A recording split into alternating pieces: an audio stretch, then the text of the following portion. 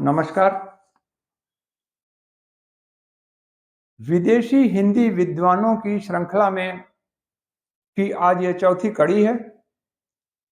इसके पहले मैंने रूस के अलेक्सेई बरानिकोव के बारे में बात की थी, चीन के चिन हिनवान के बारे में बात की थी, फ्रांस के गार्सा दतासी के बारे में बात की थी, और आज हम जिन पे बात करने जा रहे हैं उनका नाम है, बहुचर्चित नाम है भारत में, वो है फादर कामिल बुल्के। फादर कामिल बुल्के 1909 यानी 1909 में बेल्जियम में पैदा हुए, वहीं पढ़े लिखे, सिविल इंजीनियरिंग की परीक्षा आपने पास की, इसके बाद आप नीदरलैंड्स में पढ़े और 1934 में आप वहां से रवाना हो गए भारत आने के लिए। यहां आकर के आप कुछ दिन दार्जिलिंग में रहे। आपने एक सबसे खास बात आपने की कि आपने संस्कृत को भी पढ़ा, और संस्कृत को न सिर्फ पढ़ा बल्कि कलकत्ता विश्वविद्यालय से संस्कृत में एमए पास किया, फिर इलाहाबाद विश्वविद्यालय से हिंदी में एमए पास किया, फिर आपने हिंदी में डॉक्टरेट की इलाहाबाद विश्वविद्यालय से। आपकी डॉक्टरेट का विषय है राम कथा, उत्पत्ति और विकास। आप राम कथा के एक विशेषज्ञ माने जाते हैं। किसी भी ईसाई पादरी ने राम कथा पर जितना काम फादर कामिल बुल्के ने किया उतना किसी ने नहीं किया। और आपको एक बात और बता दें, किसी को भी अगर भारत के हृदय को जानना है तो उसको राम कथा जानना जरूरी है, तभी वो भारत के हृदय को समझ सकता है। जैसे मैं रूस के विद्वान अलेक्सेई बरानिकोव का बात कर रहा था, तो उन्होंने भी रामचरितमानस का पद्यानुवाद किया था, यानी इतना अध्ययन किया था कि उसका पद्यानुवाद किया था।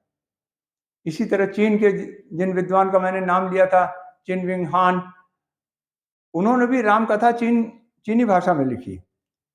जो रूस के विद्वान हैं उन्होंने रूसी भाषा में लिखी थी और इन्होंने चीनी भाषा में लिखी।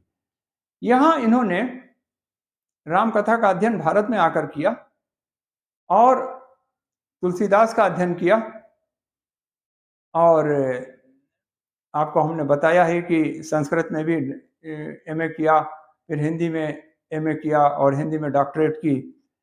इसके बाद आपने झारखंड का एक बड़ा पिछड़ा इलाका है गुमला, वैसे तो पूरा झारखंड ही पिछड़ा हुआ है, तो गुमला में आपने गणित पढ़ाई लगभग 5 वर्ष, और इसके बाद आप रांची में सेंट जेवियर्स कॉलेज में संस्कृत और हिंदी विभाग के विभागाध्यक्ष हो गए थे, अर्थात उनके उस विभाग के हेड हो गए थे। वहां रह के आपने बहुत काम किया। जो तमाम काम किए उनमें जो सबसे ज्यादा जाना जाता है वो है कि आपने अंग्रेजी हिंदी शब्दकोश तैयार किया। अंग्रेजी हिंदी शब्दकोश जो है आपका बड़ा प्रचलित और अधिकृत है। आपका शब्दकोश जो है उसका नाम है कामिल बुल्के का शब्दकोश, और इसके पहले भी शब्दकोश हिंदी में रहे हैं। काशी नागरी प्रचारणी का शब्दकोश रहा, हरदेव बाहरी का शब्दकोश रहा, और इसके अलावा भी और शब्दकोश रहे, लेकिन एक तो इनका अधिकृत है और दूसरा ये है कि हैंडी है। वो सब बड़े वॉल्यूमिनस हैं, इनका बड़ा हैंडी है जिसको आप आसानी से उठा रख सकते हैं। बाय द वे, कुछ ऐसा हुआ कि गूगल की इस दुनिया में जब से गूगल का प्रवेश हुआ तब से शब्दकोश का इस्तेमाल कम होने लगा। ज्यादातर लोग जो है अब गूगल पे सर्च करके अर्थ ढूंढ लेते हैं, वो बात एक अलग है। कुछ स्पेशलाइज्ड शब्दकोश जो है आज भी इस्तेमाल हो रहे हैं, जैसे ला लेक्सिकॉन है जिसमें लीगल वर्ड्स की मीनिंग ढूंढी जाती है, या कोई साइंटिफिक वर्ड्स हैं उनके लिए। तो शब्दकोशों का थोड़ा इस्तेमाल अब कम हो गया है, ये एक अलग बात है, लेकिन आपका शब्दकोश काफी अधिकृत माना जाता था। और दूसरा आपने सबसे बड़ा काम किया कि बाइबल का हिंदी में अनुवाद किया। बाइबल के न्यू टेस्टामेंट का आपने हिंदी में अनुवाद किया। 1951 में आपने भारत की नागरिकता ले ली थी और आपको पद्म भूषण अवार्ड भारत सरकार ने दिया था। आपकी 1982 में आपका निधन हो गया था, दिल्ली में हुआ, नई दिल्ली में गैंग्रीन हो गई थी, उसके कारण आपका निधन हुआ।